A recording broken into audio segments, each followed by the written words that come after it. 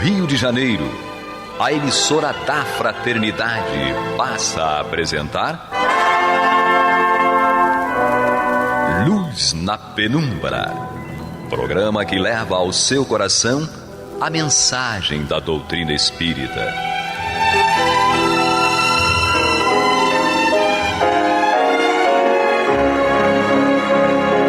E com vocês, João Batista, para o estudo de O Livro dos Espíritos, da obra codificada por Allan Kardec. Meus queridos amigos, ouvintes da nossa Rádio Rio de Janeiro, muita paz. Hoje nós ainda não estamos com o nosso companheiro, com o nosso amado João Batista, mas nós estamos aqui, eu, Darcy, Angélica e Alessandra, e vamos conversar com todos vocês sobre as questões do Livro dos Espíritos. Olá, Angélica. Oi, que seja o estudo a ferramenta do nosso progresso e libertação. Oi, Alessandra. Olá, que a paz do Cristo habite nosso coração. Assim seja, né? Então, hoje nós vamos começar o capítulo 12 da terceira parte do Livro dos Espíritos, que vem falando, né, da perfeição moral. A questão, esse item que nós vamos estudar hoje, né, sobre as virtudes e os vícios. Então, a questão 893 é a seguinte: qual a mais meritória de todas as virtudes? Alessandra, você pode ler a resposta e comentar? Sim, estamos iniciando um capítulo, né, que é de suma importância, porque é o capítulo que mais aprofunda a questão do autoconhecimento, né, essa parte final aí do livro terceiro. Então, os espíritos respondem: todas as virtudes têm seu mérito, porque todas são sinais de progresso no caminho do bem. Há virtude sempre que há resistência voluntária ao arrastamento dos maus pendores. Mas a sublimidade da virtude consiste no sacrifício do interesse pessoal pelo bem do próximo, sem segundas intenções. A mais meritória é a que se baseia na mais desinteressada caridade. E aí os espíritos nos chamam a atenção sobre o significado real dessa palavra caridade, que nós temos tanta dificuldade de colocar em prática.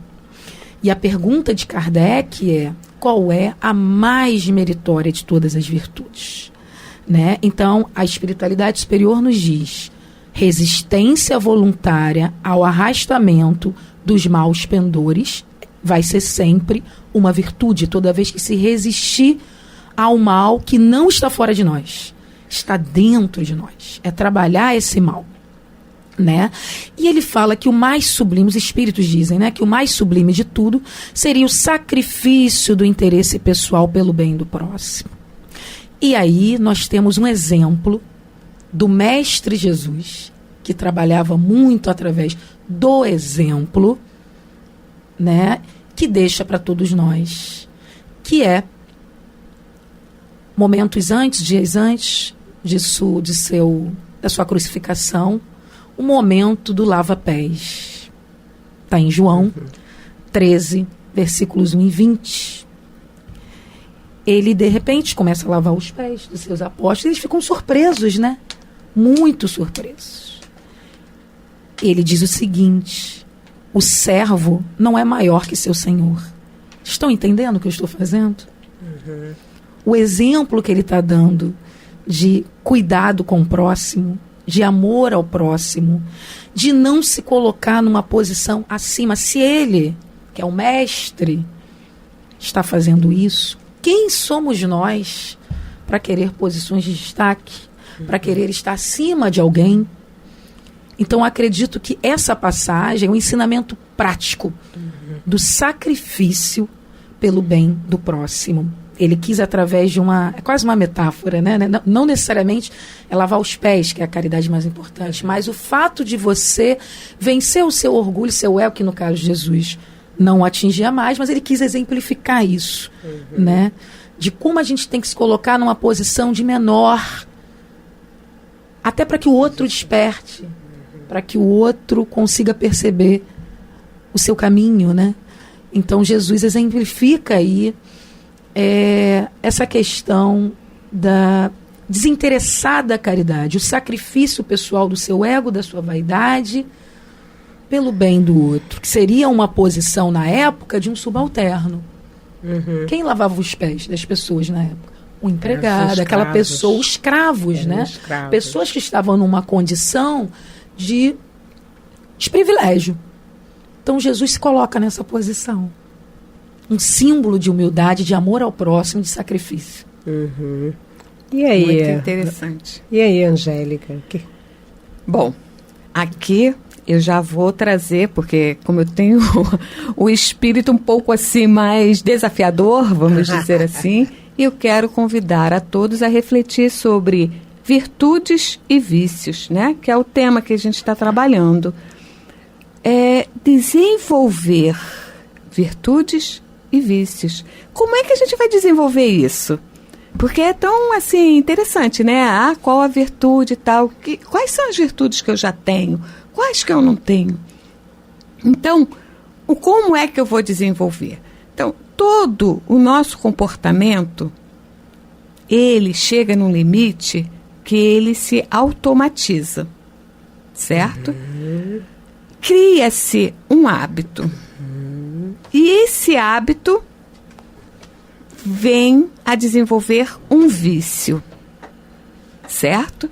Aí vamos entender. Por exemplo, se eu tenho um comportamento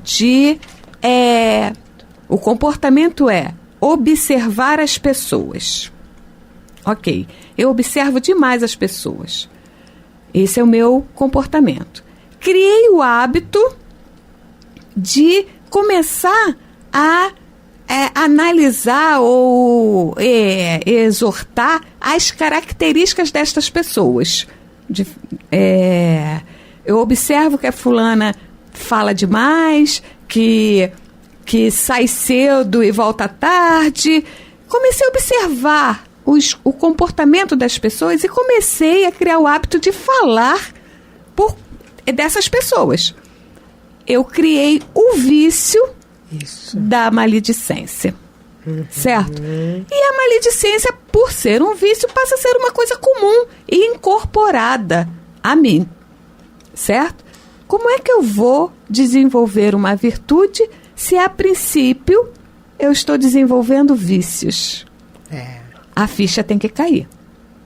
Ou seja, eu tenho que perceber que da mesma forma que eu posso desenvolver comportamentos não muito legais, eu posso desenvolver comportamentos saudáveis, criando justamente esse hábito, ok?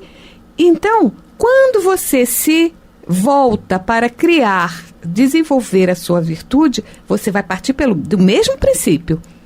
Ok? Você vai desenvolver o comportamento da observação, você vai criar o hábito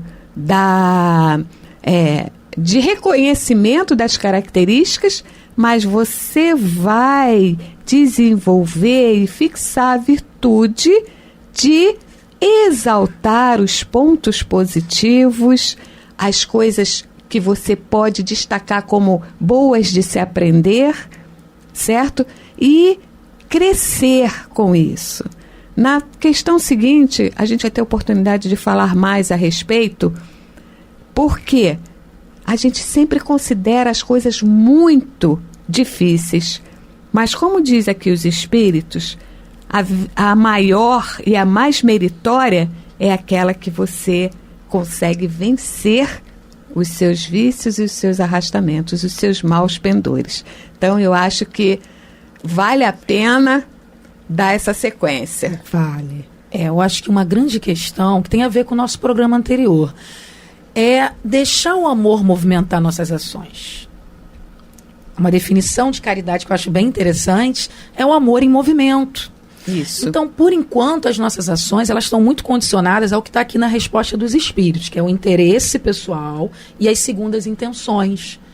E aqui, esses guias espirituais da humanidade que vieram, né, através da codificação, nos trazer esclarecimento, eles dizem o seguinte, que a maior virtude seria vencer esses maus pendores e exercitar, né, o bem como sacrificando o interesse pessoal e não usar de segundas intenções, porque por enquanto nós ainda estamos nesse nível. Sim. Qualquer ação que nós praticamos em relação ao outro, nós temos uma segunda intenção. Então é tentar eliminar isso aos poucos, e isso só pode ser feito através do exercício desse amor em movimento. A gente precisa deixar esse amor sair de dentro da gente, através de ações, né? E agir menos de acordo com o que, de repente, se espera num contexto, ou que vão achar de mim ou deixar de achar, ou se vão me aplaudir ou me vaiar. Nós estamos muito preocupados com isso, né? Com esse retorno. E isso é a segunda intenção. Você sabe o que eu me lembrei? Vocês estavam falando, né, a respeito dos comportamentos saudáveis, dos exemplos dessa prática, né? Eu me lembrei que no Evangelho tem uma mensagem de um espírito que se intitula Cura d'Ars, né? Interessante. E ele vai dizendo, né? Ele vai dizendo do que ele fazia, né, na prática dele no dia a dia, né? Quantos amigos ele atendeu, quantas pessoas ele realmente ele ajudou. Não é? Então ele era chamado de cura nessa cidade de Ars, na França, né? Então por quê? Ajuda. A gente também lembra do Chico Xavier, né? Chico Xavier era ajuda em pessoa, né? Então ele no seu dia a dia, né? Aquela fila de pessoas, né, que estavam lá para receber uma moedinha e um pãozinho, né? Então, e ele sempre foi assim, ele não sempre procurava desculpar, ele sempre procurava destacar na pessoa algo de positivo. Aí está a virtude. Exatamente. Não é? Em vez de destacar o que é negativo, destacar justamente a positividade dela. É isso mesmo. A gente vai fazer um intervalo, a gente já volta. Você está ouvindo pela Rádio Rio de Janeiro o programa Luz na Penumbra, com o estudo de O Livro dos Espíritos, na apresentação de João Batista. Bom, nós agora, né, nessa segunda parte, nós vamos estar vendo a questão 894. É a seguinte: há pessoas que fazem o bem espontaneamente, sem que precisem vencer quaisquer sentimentos contrários. Terão tanto mérito quanto as que têm de lutar contra a natureza que lhes é própria e a vencem? Então, Angélica, você pode ler para nós a resposta? Vamos nós. Os espíritos dizem o seguinte: as que não têm que lutar são aquelas em que o progresso já está realizado. Lutaram outrora e triunfaram. É por isso que os bons sentimentos não lhes custam nenhum esforço e suas ações lhe parecem muito naturais. Para elas, o bem se tornou um hábito. Deve-se, pois, honrá-las como a velhos guerreiros, pela posição elevada que conquistaram. Como ainda estás longe da perfeição, esses exemplos vos espantam pelo contraste e os admirais tanto mais, quanto mais raros são. Ficais sabendo, porém, que nos mundos mais adiantados do que o vosso, o que entre vós constitui exceção, lá é a regra. Neles, o sentimento do bem é espontâneo em toda parte, porque são habitados somente por espíritos bons. Ali, uma só intenção maligna seria monstruosa exceção. Eis porque, nesses mundos, os homens são felizes. Assim se dará na terra, quando a humanidade se houver transformado e quando compreender a prática a praticar a caridade na sua verdadeira acepção. E aqui, com essa resposta, a gente já dá sequência no que começamos, né? Na questão anterior. Ou seja, criar o hábito de fazer ações positivas, de praticar o bem. A partir do momento que você cria este hábito, você está desenvolvendo atitudes naturais. Então, isso não vai causar-lhe esforço, não vai lhe causar peso, cansaço, a coisa, ai meu Deus, eu fiz tudo isso hoje. Não, vai ser uma coisa natural, como respirar, como comer, como dar um beijo no seu filho, entende? Como abraçar um amigo, é natural. Por quê? Porque você criou o hábito, você faz aquilo com naturalidade. Como foi colocado, né, na questão anterior das ações de Chico Xavier. Para Chico Xavier, que mal dormia, se ele tirava 2 ou 3 horas de sono por dia, era muita coisa. Para ele, era um bem incalculável. Para ele, era um bem-estar, ele se sentia útil, ele se sentia amor. E ele era recompensado pelo amor. E aí, Alessandra? Olha, a resposta é tão maravilhosa. Eu estou aqui encantada com a resposta ainda. É verdade. Porque quando ele diz que lutaram outrora e triunfaram... É uma trajetória. Sim, eles estão nos dizendo o seguinte, que nada é fácil, tudo é conquista. Exato. Ninguém nasce completamente bom, na verdade, tendo se conquistado já, aqui nesse planeta pelo menos, né? Então, todos aqui estão num estágio semelhante. Ou acabaram de conquistar determinado problema, ou estão no processo. Que lindo isso, né? E no final da resposta, eu também achei tão lindo, eu quero repetir o que eles dizem. Eis porque nesses mundos homens são felizes. Por que eles são felizes? Porque fazem o bem, porque se transformaram. Então essa felicidade que nós estamos buscando aqui na Terra está equivocada. A felicidade está em fazer o bem. Exatamente. Em se respeitar, em se amar e amar o seu próximo. No finalzinho eles dizem também, assim se dará na Terra quando a humanidade se houver transformado. Então é esperança para todos nós. Vamos ter esperança. Por mais que tudo pareça estar errado, o mundo está de cabeça para baixo, né? A gente está vivendo um momento de transição planetária, o que nos faz sofrer muitas das vezes, assistindo aos noticiários, sofrendo os problemas que acontecem na nossa cidade, no mundo, né? Mas tudo tem um porquê. Vamos confiar na espiritualidade. Quando eles dizem aqui de que assim se dará na Terra. Mas nós precisamos buscar essa transformação. E só para dar um fechamento na minha fala, tem uma passagem aqui do livro do André Andrade, que eu vou trazer aqui de novo, né? O professor lá da UF de Pedagogia, que escreveu, né, no seu mestrado no seu doutorado sobre religião, ele escreveu sobre espiritismo. Ele diz o seguinte, ó: hoje vivemos a idolatria do dinheiro. Isso se conjuga com o crescimento das grandes cidades e promove o embotamento da sensibilidade humana, gerando uma cultura da indiferença. O desafio do desenvolvimento do amor para aqueles que vivem nas grandes metrópoles seria o de superar a superficialidade das relações, buscando a conquista da interioridade e do desenvolvimento equilibrado de todas as potencialidades humanas.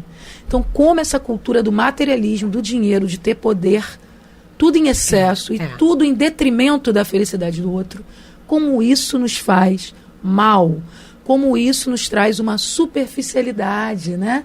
Falta de sensibilidade. E para deixar esse amor crístico sair de dentro de nós e se expandir, nós precisamos de sensibilidade. É verdade. E eu estou aqui me lembrando de um discurso de Allan Kardec. Depois de 5 anos de publicação do Livro dos Espíritos, né, ele faz aquela viagem, a viagem espírita. E uma das coisas que ele fala é justamente a respeito do espiritismo, aliás, o materialismo, seu maior inimigo, não é, do espiritismo, né? Mas aí um jornalista, né, diz assim: gente, olha, cuidado que o espiritismo tem seduções. Então ele diz assim: não há maior sedução do que você saber que você está aqui na Terra por um determinado instante, que a morte não é esse fantasma que a gente pensa, não é? E que você vai continuar a viver, não é? Então, esta questão da sobrevivência da alma faz você parar. Epa, peraí, se aquele instante, não é lá, do sepultamento, não é o fim, se ali existe muita e muita coisa além, então eu vou querer saber que coisas são essas que estão além e como é que eu faço, que exercício eu faço para chegar lá também muito bem. Então a gente vê só a educação à luz do Espiritismo, a evangelização, não é, que vai fazendo com que a gente pare, com que a gente pense e que a gente também possa estar onde é que tem o bem. O que eu posso fazer? E aí eu estava me lembrando o seguinte, quando você falou, Angélica, a respeito do hábito que gera o vício, né? Eu me lembrei, né? Você tem um pensamento, o pensamento gera uma ação, a ação gera um hábito, e o hábito ou vai levar você para um vício ou para uma virtude. Exatamente, então, esse é o processo. Esse é o processo, né? Então, o que a gente pode fazer de melhor agora? Onde é que tem um espaço para eu ajudar? Né? Eu vou fazer o bem. Mas eu acho que ainda o mais importante é você buscar o autoconhecimento. Também. Porque você precisa se conhecer e saber das suas limitações, das suas capacidades e qual a característica principal sua para você trabalhar. E é um pouquinho a cada dia, é um passo de cada vez. E a busca do autoconhecimento, ela vai te levar a essa libertação. Então, você vai começar a enxergar o outro de uma maneira diferente. E a ação, o uso da caridade, né, o exercício da caridade, vai ser uma coisa super natural para você. Como o exercício de acordar, despertar, tomar café, tomar banho, escovar os dentes, sair para trabalhar. Vai ser uma rotina, não vai ser uma coisa que você vai se programar para fazer. Não, ela vai estar inserida no seu dia a dia, vai fazer parte de você, dos seus momentos. E isso é que é o mais importante. Eu vou citar aqui o André Andrade, que ele diz: mais do que mandamentos exteriores, é preciso que o homem faça um encontro com a sua interioridade. Mais do que regras éticas, torna-se necessário uma maior profundidade da vivência espiritual, realizando-se assim uma revolução espiritual. Isso. Então, se queremos essa revolução, precisa começar, como a Angélica falou aí, do autoconhecimento, de dentro, né? E também uma coisa aqui que termina essa questão, comentário, né? Que isto acontecerá, quer dizer, nós estamos num momento de transição, né? A gente já viu que quando a Terra estiver transformada, a paz estará habitando, né?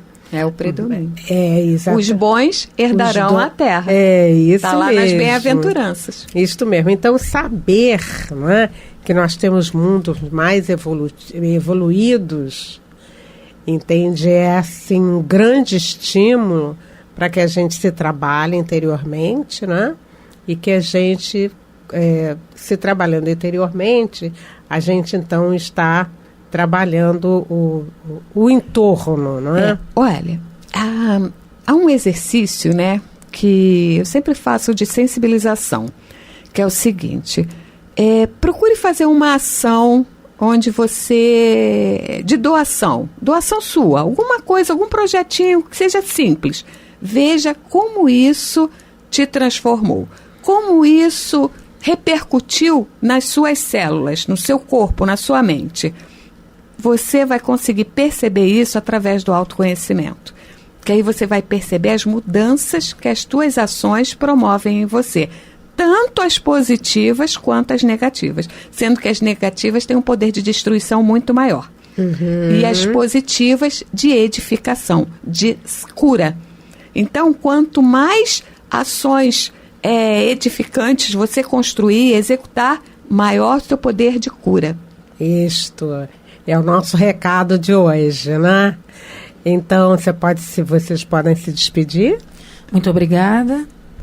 Muito obrigada. Eu adorei o estudo de hoje e espero que todos possam refletir um pouquinho, sobre a importância de estar buscando o autoconhecimento. E tem várias casas espíritas que já estão dirigindo seus estudos para isso. O GEAF é uma delas. É o estudo do autoconhecimento, série psicológica de Joana de Ângeles, às terças-feiras, 8h da noite, lá no Irajá. Isto está o convite. Conto com todos vocês. Isto está o convite e o que a gente puder fazer pelo bem e pela paz. Boa noite, um abraço para todos vocês, que Papai do Céu, como diz o João Batista, né? Papai do Céu nos abençoe agora e sempre. Você está ouvindo o programa Luz na Penumbra.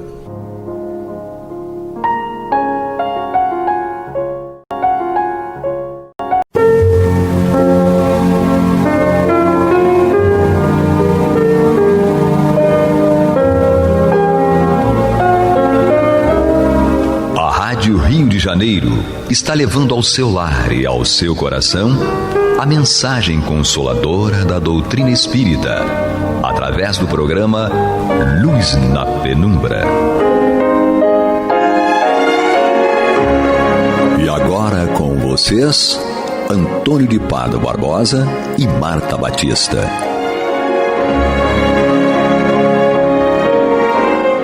Muito boa noite, meus amigos. Estamos aqui mais uma vez dando continuidade ao programa Luz na Penumbra. E nós estamos aqui para estudar o Evangelho segundo o Espiritismo, obra de Allan Kardec.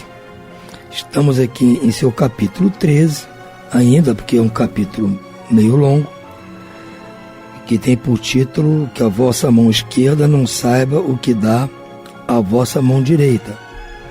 Ou seja, trata de nós praticarmos a nossa beneficência, a nossa caridade, sem estarmos envolvidos em nenhum pensamento, nenhum desejo de sermos vaidosos, de chamar para nós as luzes deste trabalho. Como eu disse, é um capítulo longo, há diversas mensagens aqui, nós ainda estamos nas mensagens mandadas pelos Espíritos, e hoje, mais especificamente, vamos dar início ao item 15, e que vai nos ser estudado aqui pela Marta Batista, que está sempre aqui conosco para trazer seus comentários, e continuamos com o suporte técnico do Cláudio, aqui na assistência técnica. Marta, vamos à luta, Marta, vamos trabalhar. Vamos à luta, vamos trabalhar.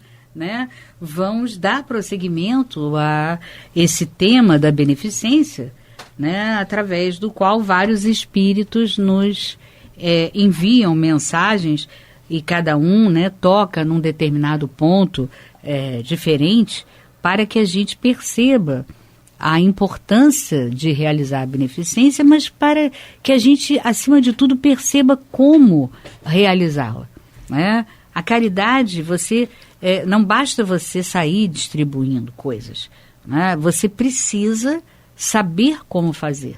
Isso é fundamental, né? Caso contrário, você pode melindrar a pessoa, você pode humilhar a pessoa, né? E mesmo dentro da beneficência, da ideia de beneficência, nós percebemos que a beneficência não é só você lidar com a caridade material, né?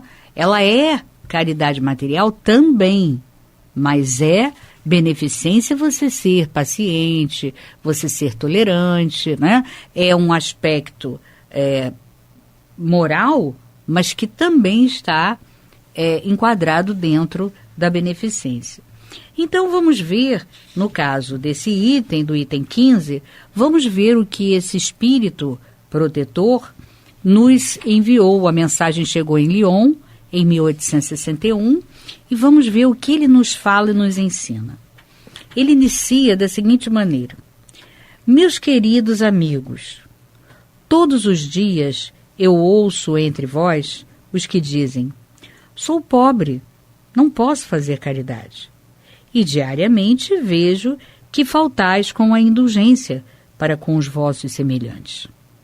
Não lhes perdoais nada, procedeis como juízes, muitas vezes severos, sem perguntar a vós mesmos se ficaríeis satisfeitos se agissem da mesma forma convosco. A indulgência também não é caridade? Vós que só podeis fazer a caridade da indulgência, fazei pelo menos essa, mas fazei-a generosamente. Em relação à caridade material, quero vos contar uma história do outro mundo. Então, antes que ele inicie essa história, vamos fazer um comentário, um breve comentário sobre essa brilhante introdução que esse espírito protetor trouxe para nós. Então, ele começa dizendo que diariamente ele ouve, que nós todos aqui na Terra falamos sempre, constantemente, que não podemos ser caridosos, não podemos ajudar o próximo, porque não temos dinheiro. Não pode fazer caridade porque não tem dinheiro. E aí ele levanta a questão de que essa divisão de caridade material e moral é tão somente para ser didática, para que a gente possa entender melhor. Mas, na realidade, a caridade ela é vista de uma forma ampla e una. Então, você tem que fazer caridade. Eu não tenho recursos. Não. Qual o recurso que você tem nesse momento? É o recurso que você vai lançar mão. Sendo tolerante, sendo indulgente, sendo paciente, E as circunstâncias do dia a dia, elas te oferecem um número enorme de oportunidades para você treinar esse tipo de caridade, Sobretudo da paciência e o da indulgência. Em casa, então, com os familiares, então, nem se fala, A gente nunca consegue ser, como ele diz aqui, indulgente. Não indulgente com o parente, aquele parente mais difícil, não é com aquele que é bonzinho, que é educado, Que é uma pessoa que tem como ser bem educada e civilizada. Não, aquele mais difícil. Porque esse que é bonzinho, esse que é mais tranquilo, a gente não precisa, usar de fazer o esforço de retirar de dentro de nós aquelas virtudes que poderão ser úteis ali no trato, na intercomunicação. Então, são justamente esses mais difíceis, que demandam de nós essa tolerância, essas virtudes de tolerância, indulgência, paciência, eles que precisam. E é uma forma, excelente para a gente não só treinar humildade, treinar uma série de virtudes, mas, como ele diz aqui, se vocês não têm o recurso material, que pelo menos tentem exercitar essa caridade moral. Que é, como ele diz aqui, ele fala logo da indulgência e ainda diz, na maior parte das vezes, vocês, além de não perdoarem nada, ainda procedem como juízes. E é verdade, Nós quase sempre estamos julgando. Em família, então, que ninguém está vendo, nenhum estranho está vendo, a gente está sempre julgando. Até porque a gente se sente à vontade para fazer isso, porque sabe que não tem ninguém observando, São só os parentes mesmo ali. E aí a gente solta, E mostra aquele lado nosso, mais complicado. Então é necessário que a gente reflita sobre isso a partir dessa proposta que ele inicia, E comecemos a treinar essas virtudes morais para que, se por um acaso se porventura você não tem como um recurso material para auxiliar o próximo, que pelo menos você então se comprometa com Deus a desenvolver essas virtudes no interrelacionamento, sobretudo dentro de casa. Isso é fundamental. Então ele segue dizendo que vai contar uma história do outro mundo. Então vamos ver o que ele nos conta. 2 homens acabavam de morrer. Deus havia dito: enquanto esses homens viverem, cada um terá as suas boas ações colocadas em um saco. Por ocasião da sua morte, esses sacos serão pesados. Quando os 2 homens morreram, Deus mandou que lhe trouxessem os 2 sacos. Um era grande, estava cheio, bem estufado, e o metal que enchia, ressoava. O outro era pequeno e tão fino que se viam através do pano as poucas moedas que continha. E cada um daqueles homens reconheceu o que lhe pertencia. Este é o meu, disse o primeiro. Eu o reconheço, fui rico e dei muito dinheiro. Este é o meu, disse o outro homem. Eu sempre fui pobre. Ai de mim, não tinha quase nada para dividir com os outros. Mas, ó surpresa, quando os 2 sacos foram colocados na balança, o maior tornou-se leve e o menor ficou tão pesado que elevou muito o outro prato da balança. Deus então disse ao rico: deste muito, é verdade, mas deste por ostentação, e para ver o teu nome figurar em todos os santuários do orgulho. Além disso, dando, não te privastes de nada. Vai para a esquerda e fica satisfeito porque as tuas esmolas ainda foram contadas como alguma coisa. Então, antes de nós vermos o desfecho que foi dado, né, que aconteceu com o pobre, com o outro, que tinha um saco com poucas moedas, né, de caridade, mas que pesou mais na balança do que o do rico. Muito bem, o que aconteceu? Ele viu, reconheceu o seu saco, porque era um saco maior, porque ele tinha sido rico, e aí realmente ele deu muito, né, do que tinha para a caridade, mas qual a surpresa quando foi colocada, né, quando foi colocado o saco na balança, pesou pouco. A balança praticamente não se alterou. E, logicamente, né, a gente vai ver a contrapartida do que o outro, que tinha um saquinho, né, pequeno, leve, pesou muito. Então, na realidade, esse homem, né, rico, não soube fazer a caridade. É aquilo que a gente falou no início. É uma coisa que o Tony sempre fala, né? Ele sempre fala sobre isso, a questão de como fazer a caridade. Você precisa ser inteligente, não é no sentido de que você tem que ser um gênio para fazer a caridade, mas você deve ser inteligente para que você verifique quais são os requisitos fundamentais para aquele ato de caridade, né? Então, um dos primeiros que nós sabemos, e até porque o título do capítulo é esse, que a vossa mão esquerda não saiba o que dá à direita, é justamente de você dar para aquele que está precisando com muito amor, com muito carinho, para que na hora de você oferecer o que ele precisa, seja o que for, você possa oferecer sem que ele se humilhe, sem que ele seja humilhado por você, no caso, né? Sem que ele se constranja diante daquela ajuda. Então, isso é muito importante, né? Que a gente esteja sempre atento. Por quê? Porque uma forma mal equivocada, né, e mal colocada na hora de oferecer uma ajuda, com certeza vai fazer com que aquele saquinho, né, entre aspas, que é uma alegoria da caridade, vai fazer com que ele pese menos. Lógico, porque é como ele disse, né? Ele deu primeiro, né? Ele deu do que tinha.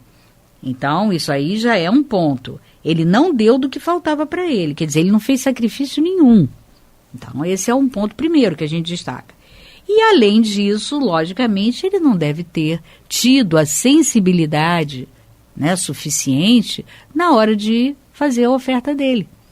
Então, quantas vezes a gente vê pessoas na família, né, que auxiliam as outras, aí você, não, puxa vida, olha, fulano, nossa, fulano ajuda demais, né, ajuda, oferece isso para aquele parente, que é aquele primo que é mais... É menos abastado, né, que precisa, que é pobre, que necessita daquela força, porém, ele faz sim, mas faz com aquele peso, daquela forma pesada, dizendo que, reclamando daquilo que está fazendo, porque aquilo para ele torna-se um estorvo. Ele faz, ele pode fazer porque ele tem bastante recurso financeiro, mas faz de má vontade, porque ele acha que aquilo é um estorvo. Ele se sente como se tivesse uma tonelada em cima dele. E se sente preso, né? Porque aquilo tudo que ele precisa realizar tira um pouco da liberdade dele. Mas tudo isso é a forma como a pessoa entende e recebe aquilo que está realizando. Então, essas questões todas são levadas em conta na hora, logicamente, né, de você ser avaliado no aspecto da caridade. Então, esse homem rico aqui, que é o exemplo da história, ele com certeza, ele não realizou de forma correta a caridade. Não realizou. E ele diz aqui: esse é o meu, disse o outro homem, o pobre. Eu sempre fui pobre, ai de mim. Não tinha quase nada para dividir com os outros. Então, olha a diferença. Por que o saco dele pesou mais? Porque do que ele tinha, por menor que fosse a quantidade de coisas ou o que ele tinha para oferecer, era oferecido com sensibilidade, com amor, com humildade, né? Querendo realmente ajudar aquela pessoa, tirar daquela pessoa aquele momento tão difícil e desesperador que ela estava passando. Então isso muda totalmente. Aí muitas vezes a gente se pergunta, mas será que aquela caridade daquele homem rico, né, que foi o exemplo aqui da história, mas que deu reclamando do que estava dando, reclamando do que tinha que fazer para aquele que precisava, seja um parente ou não, será que não foi uma caridade contabilizada por Deus? Olha, os espíritos dizem que materialmente pode até ser contabilizada. Pode até ser, querendo dizer o seguinte, nem sempre é contabilizado. Mesmo você ofertando aquela caridade. Mas ele diz que moralmente, em hipótese nenhuma. Então, companheiros, a gente tem que começar a refletir sobre isso, né? Se você faz por obrigação, se você faz reclamando e atirando na cara daquele que você está ajudando, o que você está fazendo, isso aí perdeu todo o valor. E ele então conta o desfecho. Depois ele disse ao pobre: deste muito pouco, meu amigo, porém, cada uma das moedas que estão nesta balança representou uma privação na tua vida. Olha, quer dizer, não só a pessoa não se incomodou de oferecer algo que ia lhe fazer falta, né, como aquilo que a pessoa deu com todo o amor, desapegado, entendeu? É aquela coisa, não, eu estou dando, mas a gente tinha até programas, né, humorísticos que mostravam isso, né, e o outro segurava a mão daquele que aparentemente estava dando, né, como quem diz, olha, ele está oferecendo, mas ele não quer oferecer de jeito nenhum. E o outro segurava a mão dele, né, e ele tentando fazer aquele movimento. Quer dizer, um segurava a mão para ele ofertar, e ele próprio, né, segurava a mão, fazia força para não oferecer. Quer dizer, então isso é o que vai no interior da pessoa. É o que ela sente. Se ela pudesse, ela não oferecia nada. E ela, então, se sentiria muito melhor. Essa pessoa é totalmente apegada. Totalmente apegada. E ele segue: se não deste esmolas, fizeste a caridade. E o que é mais importante, fizeste a caridade naturalmente, sem pensar que ela seria levada em conta. Foste indulgente, não julgaste o teu semelhante, ao contrário, tu o desculpaste em todas as suas ações. Passa para a direita e vai receber a tua recompensa. Então, quando ele diz aqui, né, que esse homem pobre, que tinha um saco aparentemente vazio, né, mas que pesava mais do que o outro que era cheio, ele deu daquilo que faltava, que ia fazer falta para ele, daquilo que iria ser uma privação para ele, porém ele deu desapegado, com o coração aberto, né? Ele foi e entregou, porque ele agiu pelo impulso do coração, pelo sentimento, percebendo que aquela pessoa, independente se ele podia ou não fazer, aquela pessoa naquele momento precisava mais do que ele. Então, como é que este homem, né, que nós citamos o exemplo, né, daquela pessoa abastada que oferece para um parente até mesmo um apartamento, mas de que maneira? Será que aquilo foi oferecido porque o outro estava precisando mesmo daquilo? Ou porque foi melhor até mesmo, né, aquelas questões familiares, melhor para o outro que estava oferecendo, para que ele não se chateasse, não se aborrecesse? Pronto, vou fazer isso, pronto, fico livre, me despreocupo. Se foi dessa maneira, sinto muito, mas com certeza não se enquadrará nesse segundo caso da caridade do pobre, né? Tanto é que só esse desapegado é que foi para a direita, passou para a direita. Não é mesmo, Antônio? Marta, veja bem, nós estamos ouvindo aqui essas mensagens, né, deste capítulo, e elas mostram para nós, e se eu vou perceber, não é uma tecla só, né, que a caridade não está exatamente no ato que você praticou ou no objeto, ou no recurso que você ofertou, mas está na intenção, na motivação que levou você a praticar aquele ato ou fazer aquela doação. Está claro aqui nessa historinha que ele mostra, a história dos sacos, né? É. Que o importante não era a quantidade de vezes que praticou a beneficência, não era o valor pecuniário da beneficência, nem o número de pessoas que foram atingidas pela beneficência, mas sim o desapego com o que você prestou aquela beneficência. E geralmente é mais desapegado, geralmente quem assim, não tem amor às coisas que detém, as coisas materiais, né? A pessoa se desprende daquilo com mais facilidade. E isso não depende se a pessoa tem muito ou pouco, porque o cara que tem muito também pode ser um desapegado, porque tem tanto que nem liga. Da mesma maneira, o pobre pode ser um desapegado porque ele sente que aquilo não é o que vai só, não são aqueles objetos ou a falta deles que vai fazer ele ficar melhor ou pior. Então, nos dois casos, a pessoa não pode ter como desculpa, porque eu já tinha muito, então como é que eu faço? Vou sempre dar do que me sobra, porque nunca vou ter falta. Não, veja bem, você vai dar do que sobra, mas tem que ter qual a motivação, o que você sentiu, qual era o seu desapego daquilo. E o pobre também, pode dizer, puxa vida, eu sempre vou dar do que me falta, né? Porque eu estou bem na fita, porque eu sempre vou dar do que me... Não, se ele der, mas com essa intenção, já não vale. Por isso que é uma coisa até certo ponto difícil de nós atingirmos a verdadeira caridade. Porque ela não se prende simplesmente na beneficência do ato ou do objeto da doação.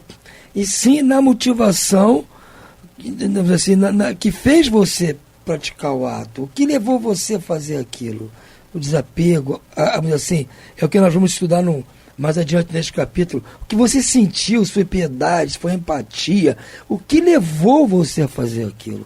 Por isso que a caridade é que é a salvação, só na caridade que busca a salvação, fora da caridade não há salvação, porque a caridade é para todos podem praticar. Ela não está assim, adstrita ao bem que você possui ou não. Ela está adstrita ao que você sente quando você fez. É aí que nós estamos longe ainda de atingir esse patamar. E temos que ter ciência disso, estar convencidos que nós estamos longe de praticar essa caridade. E a que nós praticamos hoje ainda é muito incipiente, mas é o que nós podemos fazer hoje. Claro. Então também não podemos nos recriminar, porque é o que nós podemos fazer, mas temos que ter ciência que não basta, ela é só o começo. Nós temos que lutar, trabalhar, lutar dentro de si mesmo para um dia chegar a fazer a verdadeira caridade. Por isso que eu falo que você tem que ter uma certa inteligência, perspicácia, sabedoria para poder usufruir do ato bom que você está praticando. Não aquilo ser simplesmente um ato mecânico que não vai trazer para você nada de bom.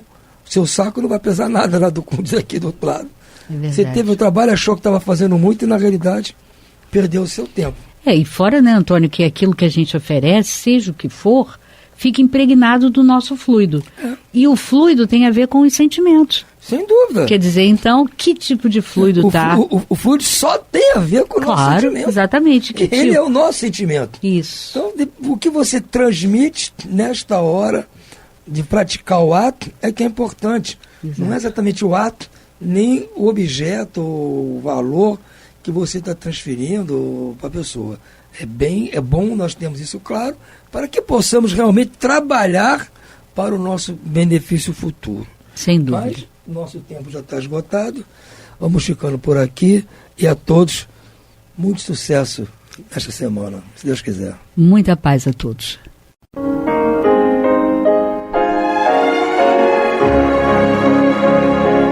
E vamos ouvir agora a prece de encerramento de nosso programa, na voz de Geraldo de Aquino.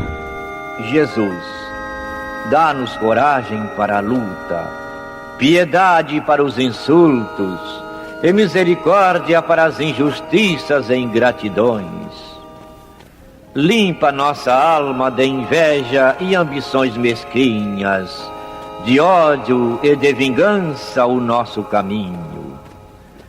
E que dentro em pouco, ao recolher-nos de novo ao calor do nosso leito, para que o sono nos dê a paz e o esquecimento das tristezas humanas, possamos sentir, Senhor, no mais íntimo de nosso ser, a doçura indefinível do Teu amor e a grandeza incomparável da Tua divina presença. Que assim seja.